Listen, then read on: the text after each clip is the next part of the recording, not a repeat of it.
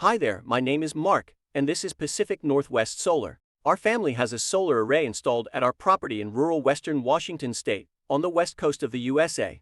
I've been inspired by other YouTubers to share my experience with our solar array. This video details my results for August of 2023, and I hope it will be useful information if you are considering getting solar at your home. Please also see the link to my separate video that gives more details on our installation, listed below in the description. Here's a picture of our 16 kilowatt ground mount solar array. The solar array is directly south-facing in one of our pastures, with no trees or other obstructions around it. We have 50 Z and Shine panels, rated for 320 watts each, with Hoymiles M300 microinverters on the backs of the panels. These microinverters convert the panel's DC output to 240-volt AC power, which is sent back to the breaker panel at the house. There is only one choice of electricity providers where we live. Currently, the cost of electricity from the grid is the same no matter what day or time it's consumed.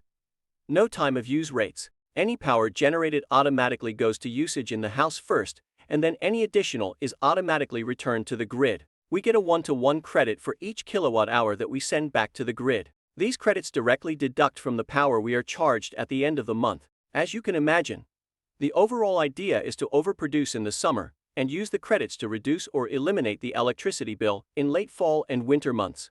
I am using a Sense device in my electric panel to track power generated and power consumed, and I have written a custom Python program to capture real-time metrics for the entire system that I save and analyze. This is what the Sense app looks like. In case you are curious, you can change the time span of the data shown, from day to week, to month to year.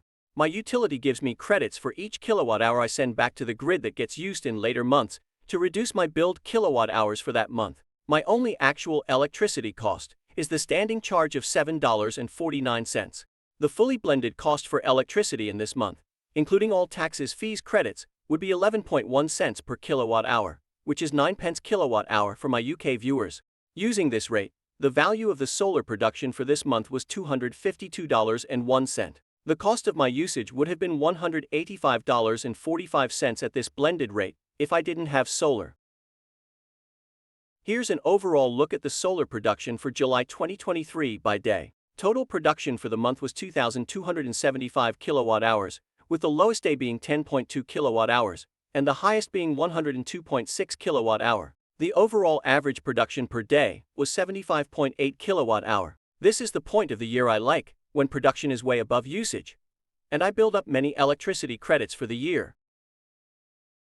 Here's a comparison of the August 2022 versus August 2023 solar production. Total and average production was 7% lower in 2023, most likely due to natural variations in the weather. As a way of comparison, the PVGIS website suggests that I should get 2,376 kilowatt hours at my location during this month. This number is based on the 100% ideal conditions and perfect solar alignment for the both, but it's nice that my actual exceeded this value. Here's some additional details for the highest solar production day, August 1, 2023. At my location, their sunrise was at 5:47 a.m. and sunset was at 8:51 p.m. for a total of 14.9 hours of daylight on this day. Highest 1-minute sampled solar production was 12.7 kilowatts at 1:14 p.m.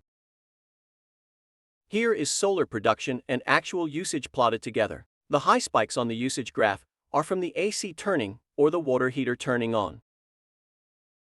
Here is solar production, overall usage, energy sent to the grid, and energy from the grid on a per-day basis for the month. Usage, in this case, is power used by the house, regardless of whether it came from the solar panels or not. There's a significant amount of solar production that was sent back to the grid in red, which is extra production above the needs of the house. We are in the peak of production of the year. Here is the month-by-month comparison of solar production between 2022 and 2023.